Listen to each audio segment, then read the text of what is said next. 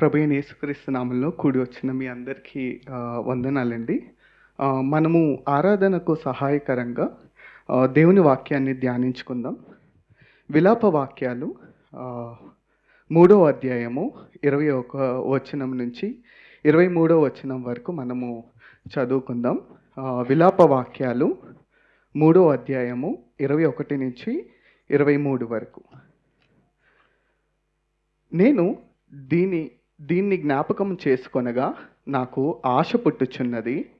యెహోవా కృపగలవాడు, ఆయన వాత్సల్యత ఎడతెగక నిలుచున్నది గనుక మనము నిర్మూలము కాకున్న వారము అనుదినము నూతనముగా ఆయనకు వాత్సల్యత పుట్టుచున్నది. నీవు ఎంతైనా నమ్మదగిన వాడవు.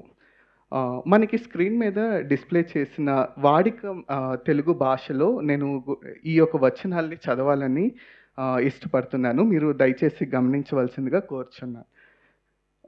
కాగా నేను దీన్ని గుర్తు చేసుకున్నప్పుడు నాకు ఆశ కలుగుతుంది. యెహోవా కృప కలవాడు, ఆయన నిబంధన నమ్మకత్వాన్ని బట్టి మనము ఇంకా పూర్తిగా నాశనం కాలేదు. ఆయన నిబంధన నమ్మకత్వాన్ని బట్టి మనము ఇంకా పూర్తిగా నాశనం కాలేదు. ప్రతిరోజు మళ్ళీ కొత్తగా ఆయన దయగల చర్యలు చేస్తున్నాడు. నీ నమ్మకత్వం ఎంత గొప్పది, నీ నమ్మకత్వం ఎంత గొప్పది. మనము ఈ యొక్క వచనాల్ని మనము ధ్యానం చేసేటప్పుడు మనము ఇర్మియా ఈ యొక్క ఏ పరిస్థితిలో ఉన్నాడు, లేకపోతే ఇజ్రాయేల్ పరిస్థితి ఏంటి మనము జ్ఞాపకం చేసుకుంటే ఈ ఇర్మియా ఉన్నది చాలా క్లిష్టమైన పరిస్థితి. బబులోను సామ్రాజ్యంలో వాళ్ళు చెరపట్టబడి వెళ్ళి అక్కడ బానిసత్వంలో ఉన్న పరిస్థితుల్లో ఈ యొక్క విషయాలను ఇర్మియా రాస్తున్నాడు. అసలు ఏంటి ఇజ్రాయేలు వెళ్తున్న పరిస్థితులు ఏంటి అంటే వాళ్ళు బబులోను రాజ్యం వాళ్ళని చెరపట్టుకొని తీసుకెళ్ళిపోయారు. అదేవిధంగా ఏం చూస్తామంటే వాళ్ళు కళ్ళ ముందే జెరూసలేం పట్టణం అంతా నాశనం అయిపోవడం మనం చూస్తాము. అదేవిధంగా వాళ్ళ యెరూషలేంలో సొలొమోను కట్టించిన ఆ యొక్క మందిరము డిస్ట్రాయ్ అయిపోవడం వాళ్ళు చూశారు. ఎంతోమంది ప్రజలు ఆ యొక్క బబులోను సామ్రాజ్యం వాళ్ళ మీద దండెత్తి వచ్చినప్పుడు ఎంతోమంది ప్రజలు చనిపోవడం మనం చూస్తాము. అదే కాకుండా ఏం చూశారంటే ఇజ్రాయేల్ ప్రజలు వాళ్ళని బానిసత్వంగా ఆ యొక్క బబులోను రాజ్యానికి తీసుకెళ్ళిపోయి అక్కడ వాళ్ళని బానిసత్తులుగా వాళ్ళు ఉండడం మనం చూస్తాము. అదేవిధంగా మనం చూస్తే దానియేలు వీళ్ళు చూస్తే వాళ్ళ ఫ్యామిలీ డీటెయిల్సే కనపడవు. ఏంటంటే వాళ్ళు ఎంతోమంది ప్రజల్ని వాళ్ళ ఫ్యామిలీస్కి దూరం చేశారు. ఇవన్నీ ఎందుకు ఇజ్రాయేల్ ప్రజలు అనుభవిస్తున్నారండి? వాళ్ళు చేసిన అవిధేయత. ఏదైతే దేవుడు తనే దేవుడు అని చెప్పుకొని ఆయనను పూజించాల్సిన వాళ్ళు ఏం చేశారంటే అన్య దేవతలను పూజించారు.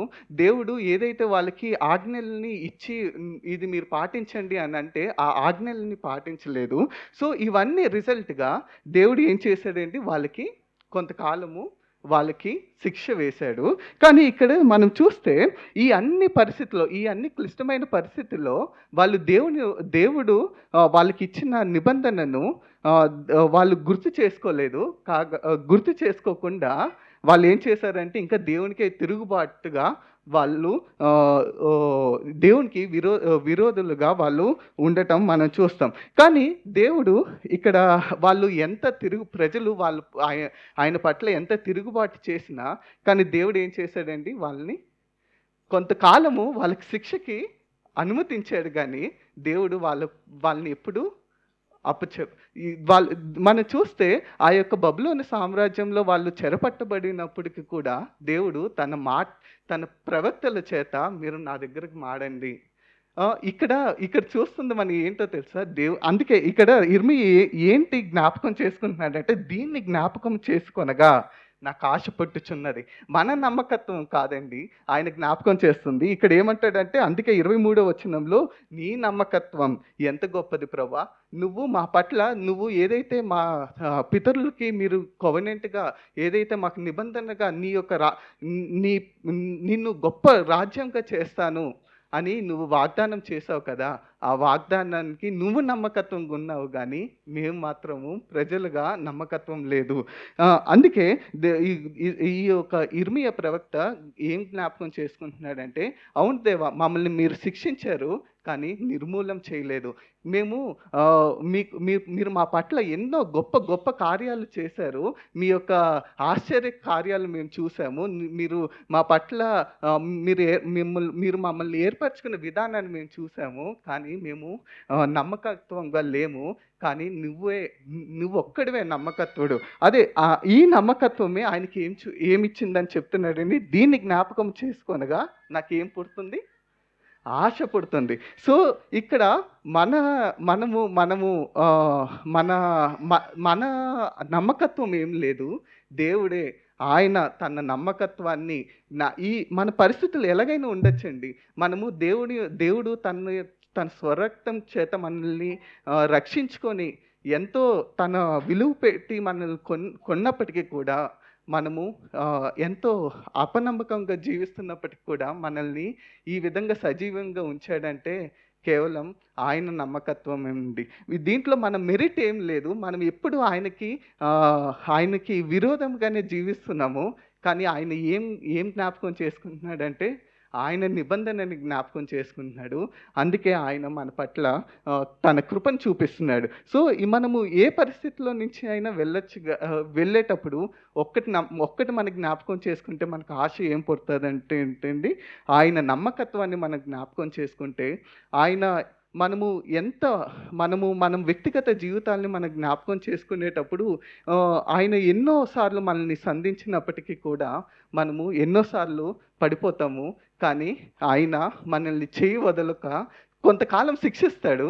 కానీ ఆయన నమ్మకత్వాన్ని మన పట్ల ఎప్పుడు చూపిస్తూనే ఉంటాడండి. సో, మనము ఈ యొక్క హృదయకాల సమయాన్న మన నమ్మకత్వము ఫెయిల్ అయిపోయింది. కానీ దేవుడు మన పట్ల తన నమ్మకత్వాన్ని చూపిస్తూ, తన ప్రేమను చూపిస్తూ, మన పట్ల తన వాత్సల్యతను చూపిస్తున్న మన దేవుణ్ణి ఇలాంటి అయిన దేవుణ్ణి మనము ఆరాధించడానికి మనకి ఇంకా ఏం కారణాలు కావాలండి? మనము గొప్పగా ఆయన నమ్మకత్వాన్ని బట్టి, మన నమ్మకత్వం కాదు. మనం ఎప్పుడు పడిపోతున్నాము కానీ ఆయన మన పట్ల తన నమ్మకత్వాన్ని చూపిస్తున్న పరిస్థితులు ఎలాగైనా ఉండొచ్చు.